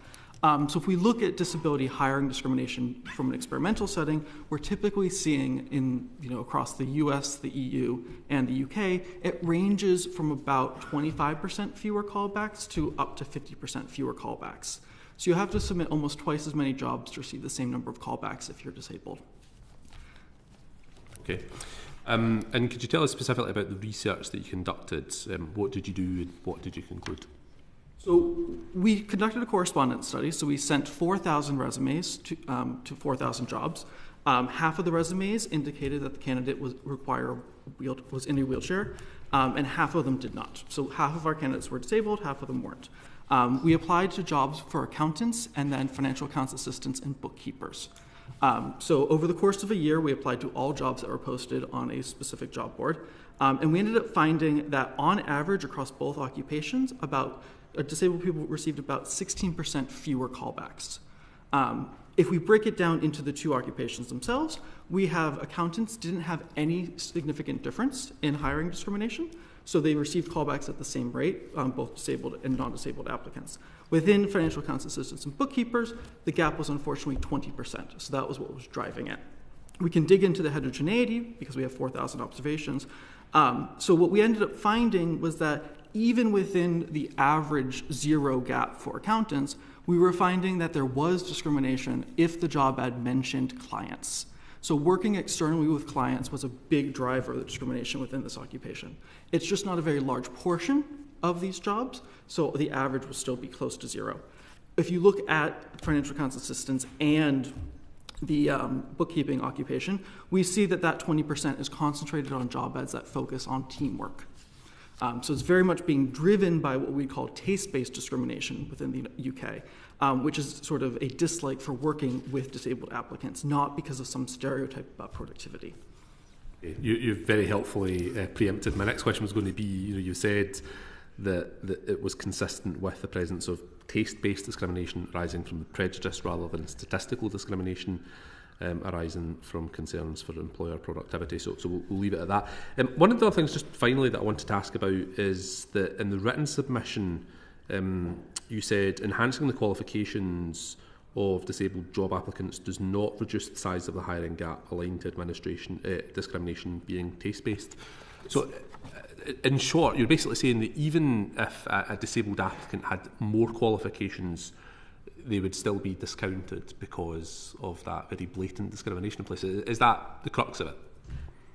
Yes, I think we were finding, the reason why we concluded it was taste-based and not statistical was that across a ton of different contexts that would have suggested that there was some stereotype about productivity, we weren't seeing any evidence of a difference in the gap.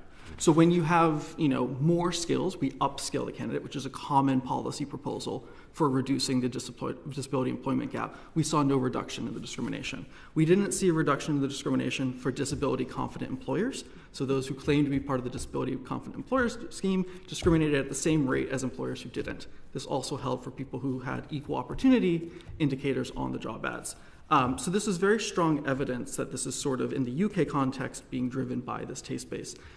We also looked at what role does sort of letters of recommendation play. So if you can promise a very strong positive recommendation from your previous employer as a signal of your actual productivity, the hypothesis and what we see for race discrimination is that it reduces the gap, but we didn't see any evidence of that for disability. So it's very clear that, when we focus on upskilling or providing more information about how productive an individual disabled candidate is, employers aren't reacting to that information. They sort of discriminate at the exact same rate. And this sort of jives if we look at the results from Canada, where they actually found that the discrimination was, they did a similar context with a candidate who was in a wheelchair, and when they actually went to the premises of the individual employers to double check could the candidate get in, there was no correlation between callbacks for interviews and disability access to the building. So, based on that, we kind of think that it really is probably this prejudice and not the stereotypes. Just lastly, before I hand over to the next colleague, in the previous panel we spoke a bit about the disability confidence scheme, access to work. Would it be your view, and indeed I would invite other panel members to contribute here, that a lot of really good work has been done to talk about the disability confidence scheme, but in many respects, in reality, it's just been a nice thing to have on people's letterhead that's not bearing out in reality? I mean, from what we see in our experiment, and this is 2 occupations, 4,000 jobs, so, caveat that, we see no evidence that employers who claim to be disability confident discriminate less. They discriminate at the same rate. So that, to me, would be very strong evidence that this is simply cheap talk on the part of employers. This is a box-ticking exercise that looks good for PR purposes, but they don't change the underlying behavior. Is anybody else going to argue with that, against that? Thank you, Chair. Thank you, Roach. Professor Burton, can I just ask, you mentioned other countries. Is it your impression that the UK is better or worse than other countries in this area? If you compare our results from this experiment to other countries using the same disability, the challenge when you run an experiment is we can only talk about what we did, which was people in wheelchairs. In that context, we do come out better than the US and Canada. Our gap of 16% is lower than the range that exists in the EU and North America and Canada, where it's typically 25 to 50% for disabled candidates. Now, one thing to think is that in the, given the conversation that happened earlier, that some of the discussion about more mental health issues popping up, there is sort of a hierarchy in sort of terms of employers' preferences. Discrimination is lower for people with physical or sensory impairments than those that have sort of mental health issues or mental health disability. So discrimination could be worse in other contexts in the UK, but if you look at least within the wheelchair kind of context, we're seeing that we do come off better. Thank you very much. Nigel Mills. Just as a follow-up on disability Very briefly, if you would, yeah. Given your comments, they're pretty brutal about what was a major government scheme.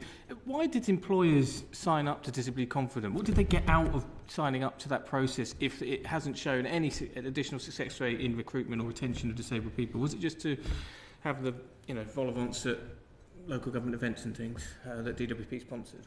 We can't talk about, we don't necessarily know why these 4,000 employers signed up or didn't sign up. So I don't want to malign them in any way. It's just clear from their behavior that whatever processes they've put in place for hiring, they still result in the same outcome as if they didn't have it. Michael Mills. What do we do about taste-based discrimination, and how do we stop that? So taste-based is challenging. If you look at the evidence from the U.S., and the U.S. is wonderful because as it's the laboratory of democracy, as we call it, there's 50 states doing 50 different things. So we can actually kind of look at how they address discrimination in these 50 different contexts. So I did a correspondence study for age discrimination where we looked at discrimination in all 50 states and how much fewer callbacks did older workers get. And we found that if you actually look at the laws that are in place at the state levels, we can reduce the callback gap if we have stronger penalties for discrimination. So when you have taste-based discrimination, employers are rational, they're profit maximizing, but the taste-based model assumes that they gain some sort of disutility from working with a disabled person. So they don't like to work with them, and they're going to offset the profit that they could get but with this mental kind of utility that they have. And so to change that behavior, you have to change the cost-benefit analysis that they're doing. So if you have very weak penalties for discrimination, you're not going to shift the behavior. So if it's taste-based, you have to almost over-exaggerate the penalties to really shift the behavior. So very strong punitive damages, class action lawsuits, and the government taking a role, like it does in the US, in prosecuting it. In the US context, you will see that hiring discrimination is very challenging to prosecute. The EEOC typically does not take many cases with it because it is very hard to prove. But what they do is, they kind of have low enforcement because they can't do too much of it, so they have very high penalties. So the expected value of discriminating, they achieve a gain by upping the penalties without having to change the rate of enforcement. So if you want to reduce taste-based discrimination, you have to increase the damages that employers face when they discriminate. So they're very careful not to discriminate because the costs, if they do get caught, are so high.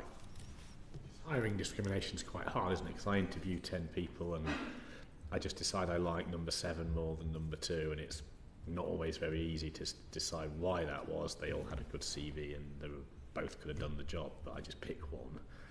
It's pretty hard to prove discrimination then, isn't it? As opposed to sacking somebody because they're newly in a wheelchair is presumably easier. Yes, it is extremely hard to prove hiring discrimination. That's why we like experiments, because we can control all these other factors. When it does come to interviews, that is unfortunately something that academics struggle to study because, as you said, it's this one-on-one interaction where you're talking with someone and we're not in the room to understand what's happening. So it's up to you and your perceptions of how that conversation went. I think where the enforcement focuses, I've been involved in quite a few cases in the US because of these correspondence studies. So where the enforcement focuses is on the interview stage, getting to that stage. That is easy to quantify. You can look at the quality of the CVs, who you're calling in, and the rates that people are coming in. So the EEOC will actually kind of back out this correspondence study from all the hiring data that a firm has. And so it really kind of depends sort of on the role, that various policymakers want to be taking on it, but there are ways of doing it. But it really does focus on that early bit, not the interview stage. Are you saying that our disability discrimination law isn't quite right, or is the law okay, but we aren't enforcing it enough? You can. There's 2 levers you can pull. You can pull the high probability of getting caught, in which case you don't need a very high penalty to change behavior, or you can pull the penalty lever, and then you don't need a lot of enforcement. The U.S. has, focuses on the penalty lever rather than the enforcement lever. as a way of getting the aggregate kind of probability of getting caught and the expected cost of getting caught. I think, professionally, my opinion would be the Equalities Act is on the weaker side if you look at the U.S. states from what we've seen in the U.S. context. Reducing wage gaps, reducing hiring discrimination. If you were to, predict what the effect of the Equalities Act would have been given the U.S. context, we would have said it would have very little effect. Thank you very much indeed. Sir Desmond Swain. Well, given how emphatically dismissive Professor Hoque was in the last session, I'm somewhat reluctant to ask you, Dr. Grant, what difference has home working made? Oh, yes. So, I undertook a study during 2021-2022, and we interviewed, it was a qualitative study, so it's very in-depth. We looked at 24 employees, we looked at 5 employers and around 7 or 8 stakeholders. So it was a small-scale study, but we had a variety of different disabilities and also neurodivergence as well. So it was a very specific study in this area. We also did follow up to that in a quantitative study with around 600 employees responding to that. And yes, so remote working was actually found overwhelmingly to be a very positive accommodation for this group of people. They said it improved their quality of life. They said that, I can quote one of the people actually said, "I was able to work, I just wasn't able to get to work." So there's some very strong statements within this that was found. Some of the practical things, obviously saving time and money, the long commute for some people were sometimes eliminated or reduced, and this improvement in quality of life overall was found to be very important to this group. So overall it was very positive. Obviously there are risks to remote working, and I would say that for this group in particular, the benefits were, and the risks are sort of amplified in a sense. So the benefits are really, really great. And someone said, actually, if it wasn't for remote working as a reasonable adjustment, I wouldn't be working at all. I would have cause to leave the organisation. So technology has been a great enabler. However, there are risks associated with it. I don't know if you want me to talk of those now. Yes, yeah. Shall I carry on? So some of the benefits I'll talk about first. Obviously being able to take more breaks, more comfortable. There was one person who was interviewed said, I need to get to work. I need my wheelchair. I can get very wet if the weather's bad, and I end up sitting wet at work when I could have, worked from home. So, there's comfort issues there. Taking medication, also very important, and also less tiring because there's perhaps not the commute as well. And that feeling of being able to control the environment, the communication preferences, that feeling that for those that were neurodivergent in particular, that they could switch off the camera, that they could manage interruptions better, and that they generally had a feeling of control over that, which was helpful actually in terms of their productivity. Less noise for some in that area, and also increased productivity was found in our study as well. So I would say overall that actually remote working can help to level the playing field in terms of gaining and also sustaining employment. So it's a really important accommodation for many. Obviously, not everybody gains the benefits from that. Some people preferred to go into work, some people needed that peer support, and so there were very much differences in what we found. And we would say that actually, and I think this was talked of earlier as well in the previous panel, that it is not a not one-size-fits-all approach. There needs to be line manager support, there needs to be that conversation. Professionals such as occupational health need to be involved so that it helps work through that on an individual level. And I would say in terms of actual risks, if I may, sometimes working when sick, presenteeism can be an issue for all remote workers, but maybe is amplified for this group in particular who want to take, can actually pace themselves longer and also may have therefore a longer working day as a result of that. But we did find in our study that productivity is related to positive coping. So when positive coping strategies are in place, that can be really helpful too. Some reported a lack of motivation, which can happen to anyone who's remote working, to that sort of feeling of loneliness and social isolation, which can be amplified for this group. So I think care needs to be taken to increase networking skills and actually digital skills and digital resilience indeed around remote working. And that feeling of invisibility, and of course some disability can be invisible, so there needs to be those conversations encouraged in the terms of an open and trusting culture generated by the employer. So all employers were keen to do that I interviewed. They were quite exemplary in some cases. But that trust and that feeling that you can ask for what you need and therefore have that conversation with your line manager was really focused. This feeling of working more hours, it can be a problem in terms of recuperation for anyone remote working, but again is amplified for this group, I would say. I suppose the professor's point, based on his study of advertised positions, was that there's very little of this work about. Is that your experience? There are roles now that are advertised for remote working, so I would say, I think earlier also we talked about the recruitment processes that go alongside this, and those certainly need review. It wasn't part of my study, but I have been studying remote working for nearly 20 years, and I know that actually some of the processes around that need review and need urgently looking at in terms of psychometric tests, for example. I mean, if you were looking for a remote job, where would you go to find one? Yeah, you can find them. I mean, I say it wasn't part of my research, but you can find them on LinkedIn and other social media channels now. There are directors even of remote working. There are jobs that advertise purely as remote working, or as in this case, some people found hybrid working very useful to do some work in the office and do some work from home or another location.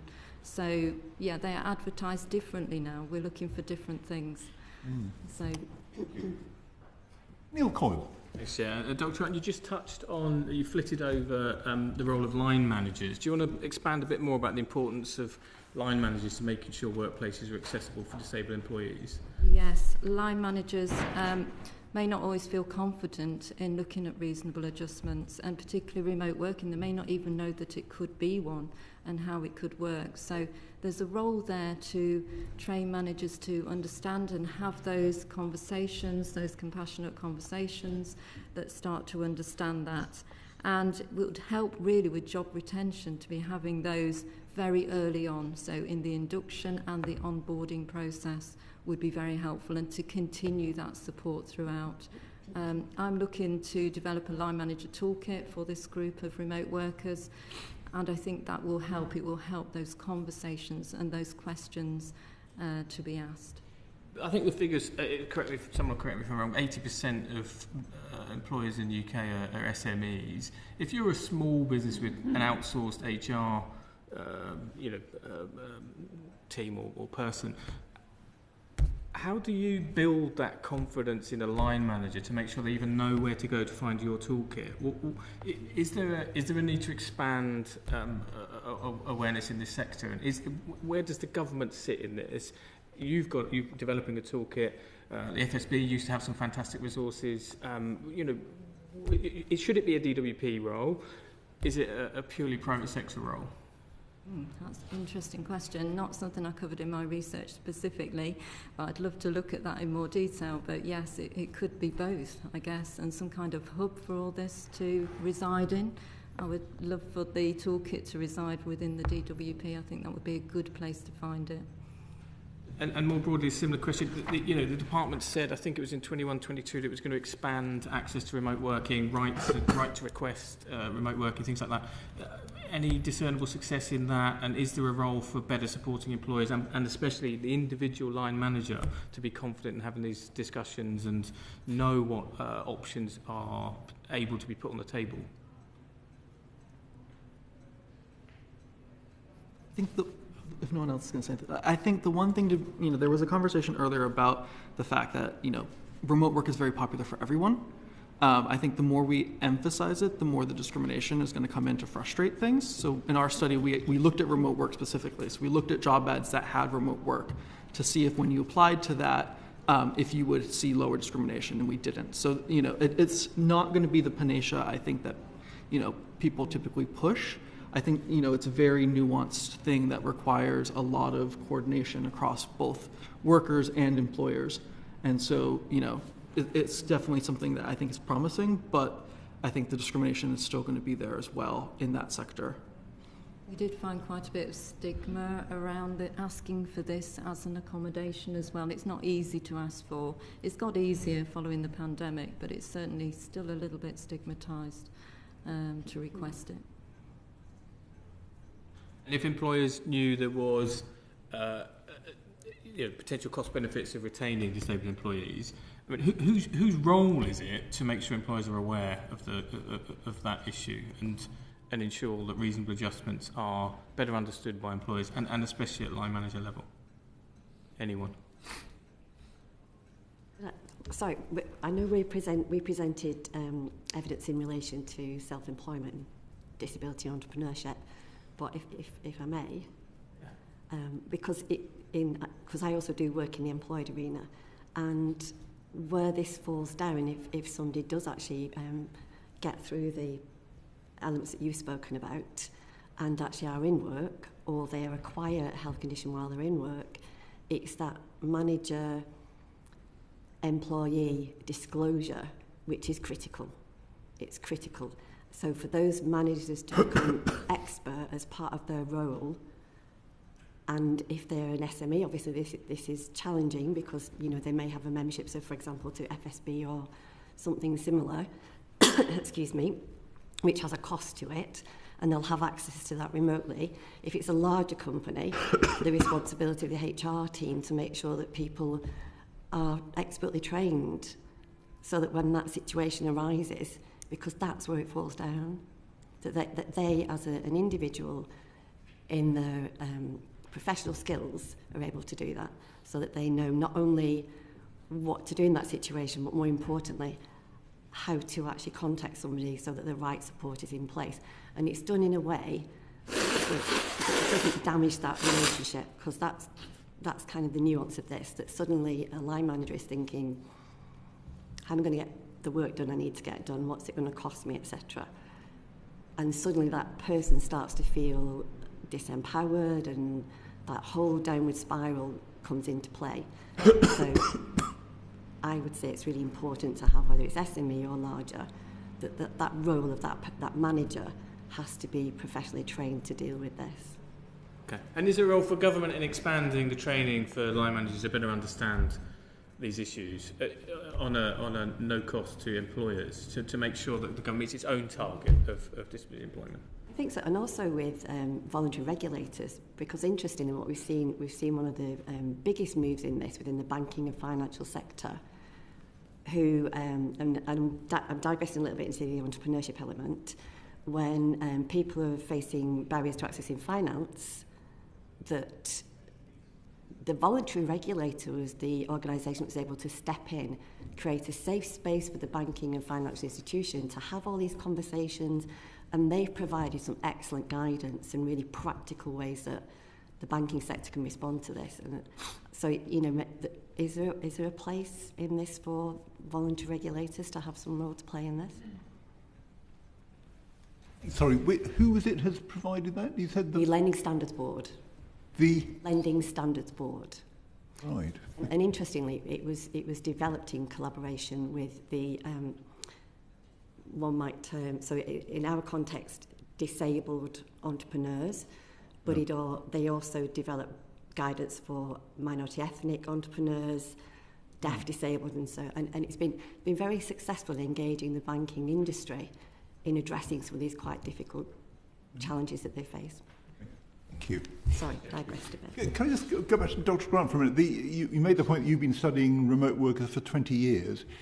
Is there any information about the scale of remote working opportunities available now? I mean, presumably it's vastly more now than it was 20 years ago, but can we measure that in any way? No data on that to hand, but yes, it definitely is increasing. So employers are quite keen now to look at different styles of working, but of course it does come with the benefits and risks associated with it. And I would just like to add on the disclosure point as well, that for neurodivergence, sometimes this is still quite hidden and people don't always come forward or know how to come forward. And particularly, I think, for women, that may still be hidden for quite some time and maybe the entirety of their working life. So there are some issues around feeling able to disclose, particularly for that group, and also for the more invisible disabilities around mental health. So, thank you. So can we move on then to self-employment now? We've been told that quite often disabled people are much more inclined to enter self-employment than to become employees. What are the reasons for that? Well, there are multiple reasons that we're taking individual circumstances. So in some cases we've heard a lot about reasonable adjustments in employment, and that's in both this session and the previous one. And I think one of the problems with people with disability, those reasonable adjustments are not made, that employers are not always sensitive to the needs of what will make an occupation much more accessible to a disabled person. So the alternative, if they're in pain, their condition means that they need more flexible support at work, is to work for themselves. So people don't want to be a burden on society, they want to earn income, they want to have the dignity of working, and so self-employment is a way forward, that they feel that they can contribute through innovation, creating jobs, taking themselves off state benefits. So there's that side of it. It's to do with the nature of work and why it doesn't suit people with disabilities in some circumstances. The other alternative is that people see opportunities. These are natural entrepreneurs, that they see an opportunity for developing wheelchair adjustment so that the height can be raised of the seats, can be lowered down for in different circumstances, or they can make adjustable clothing so that people with disabilities can wear clothes that look nice, that they don't necessarily want to go into next and have something, but it can be adapted to them. So there are all sorts of businesses across the piece, whether it's in production or service sectors. But entrepreneurs generally are innovative. So you're getting a mix of them, and it might be that the pull is, I want to be my own boss, I don't want to work for something. So it's a combination of push factors and opportunity factors that say, this is the way forward. And if a disabled person decides, I want to set up a business for myself, how easy is it for them to do that? It's incredibly challenging. It's incredibly challenging. So our studies highlighted the key barriers that people face when they actually embark on this. So immediately, lack of access to finance, which is being helped actually by what I discussed earlier. Lack of access to the practical disability-related support beyond the Access to Work scheme. Perception and discrimination. It doesn't disappear just because you start to create your own business. So when you're wanting to either sell to a client, you're wanting to operate in that entrepreneurial ecosystem, the perception is still there as you would meet within an employed arena. Exclusion from government innovation or procurement programs, not being involved at the very start of product design, or sometimes being knocked off at the first hurdle because you've started from a place of disadvantage.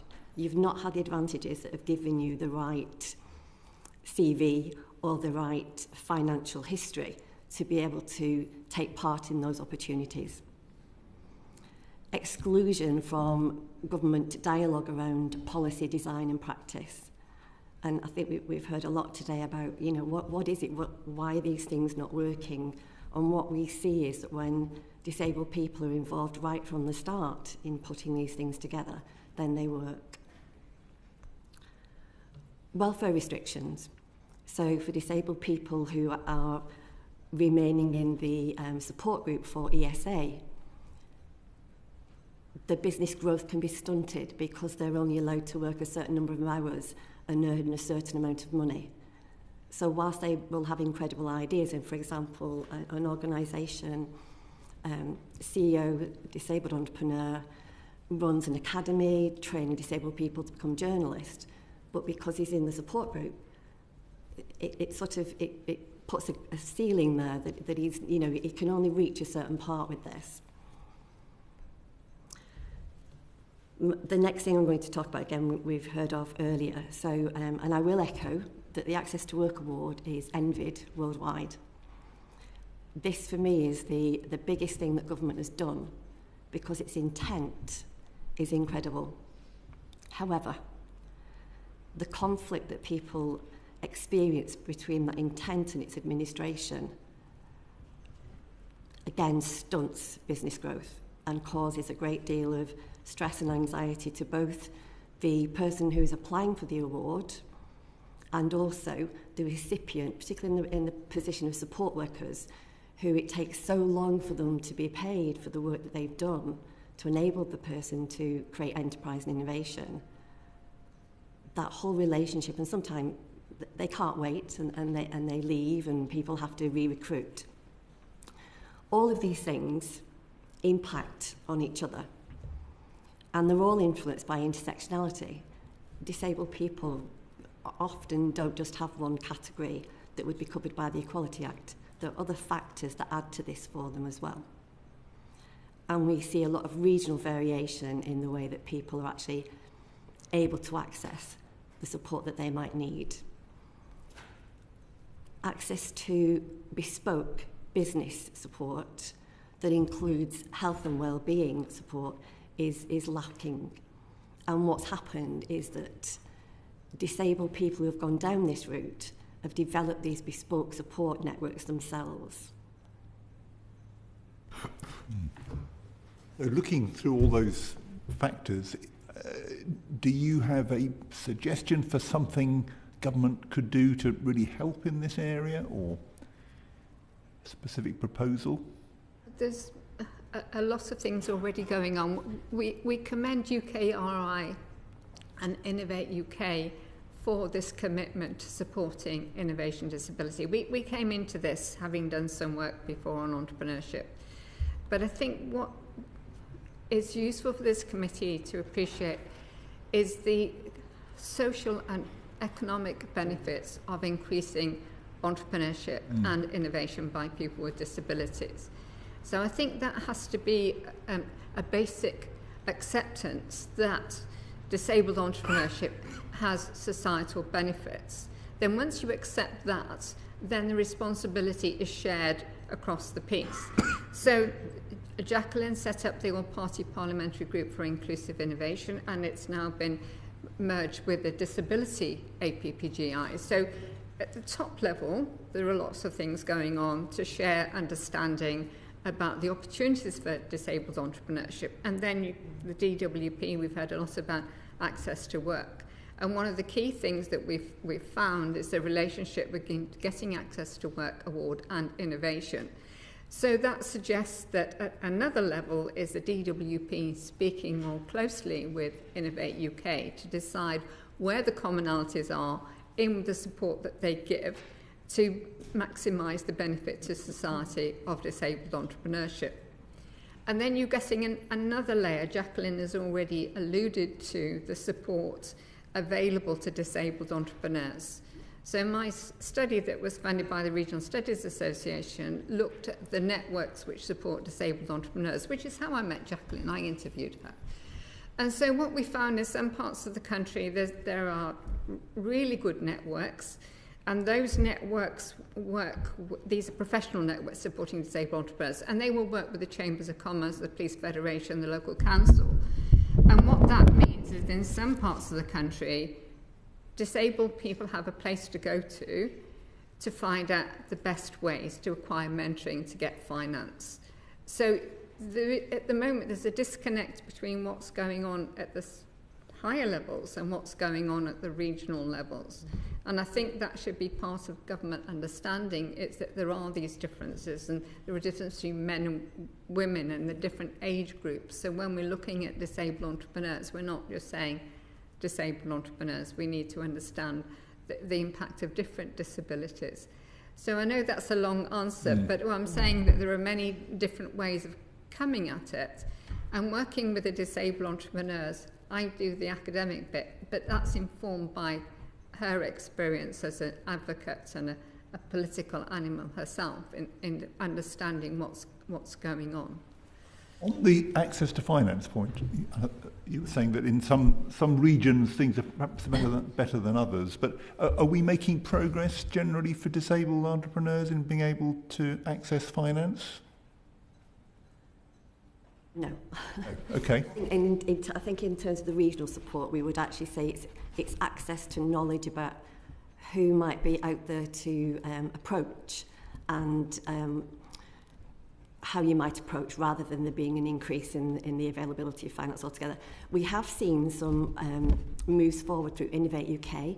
Innovate UK developed a programme specifically for disabled entrepreneurs, and they've just run the first competition to award 50 disabled people. I think it was £50,000 per a successful applicant to do that. So I think it almost feels like this is the last bastion in terms of how people have looked at the different aspects of the Equality Act in terms of entrepreneurship. And so we're starting to see a glimmer of hope, but it's happening where you've seen disabled people being involved in the early stages of how these things are developed, ethical collaboration that brings together policy, practice and academia. But coming back to what you'd actually said in terms of, do we have some suggestions? We do, if that's... Yeah, far away, yeah. Thank you. We're going to take them in turn, and it does seem a little bit like a double light, but I think we are in a way because of the academia and the practice. I think Helen will start with this one. Yes, so I think there is this understanding that across the piece, the Lending Standards Board that Jacqueline has mentioned, but also the British Business Bank has done quite a lot of work on diversity, and then organisations such as Lloyds Bank. I think the government is understanding that the landscape is changing, but needs to build on that and have a way of communicating. These are some of the challenges facing disabled entrepreneurs. There is a lack of mentors across the piece. And being a mentor for disabled entrepreneurs is very different to being a mentor for somebody without a disability. And it's increasing the supply of that. But again, it's a discussion, it's a political decision about where that responsibility lies. And so it's creating a dialogue and a culture of acceptance that people with disabilities are a real benefit to society. They've got skills, they're creative, they're problem solvers.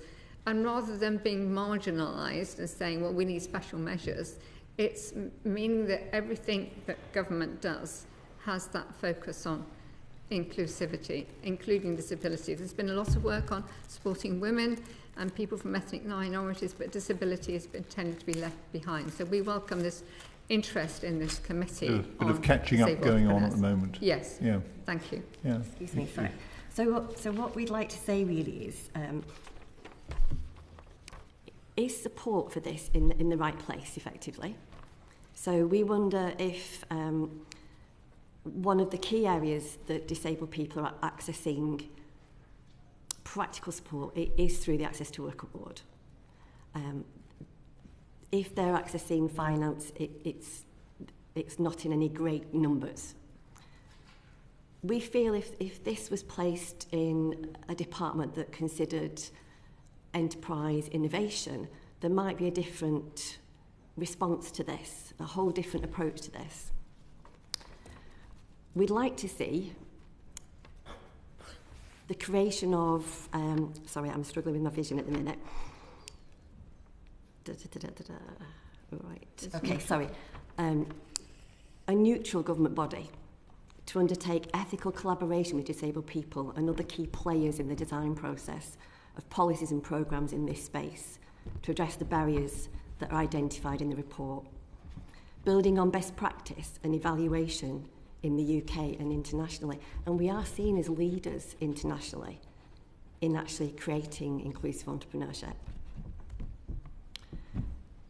That we do think placing initiatives and programmes within the relevant government departments that foster innovation, so I'm repeating myself. A cultural shift in the appreciation and understanding within traditional innovation initiatives, such as Innovate UK, to build visibility and awareness of the economical and societal value of innovation and enterprise created by disabled people. To build on the positive impact, and our study shows clearly, for all of the reasons that you've heard today, that's driving people to do this. When people are successful in having an Access to Work award, and they have not complete but substantial resourcing, the positive impact on their mental health and well-being is significant. Thank you. Thank you. Can I just put a final question to you? Our time is almost up. We used to have the New Enterprise Allowance, the DWP support for somebody setting up in business. That's now gone. Is that something that was helpful for disabled entrepreneurs or would-be entrepreneurs? Is that missed, or was that not really meeting the need? The consensus was it wasn't accessible, and I don't think it wasn't accessible. It was considered not to be accessible. And I think this is the thing. So that any new programme initiative needs to have at its heart a commitment to inclusion and accessibility in its design. And I can't overemphasise the importance of having disabled people involved to help that happen. Mm. Understood. Okay, well, thank you all very much indeed. That's a very interesting session. We're very grateful to all four of you for answering our questions. That completes our questions. Order, order.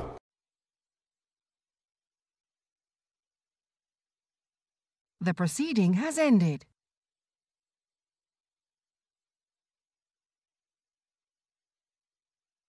The proceeding has ended.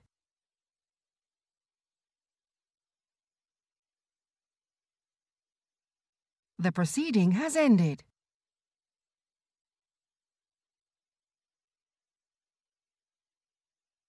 The proceeding has ended.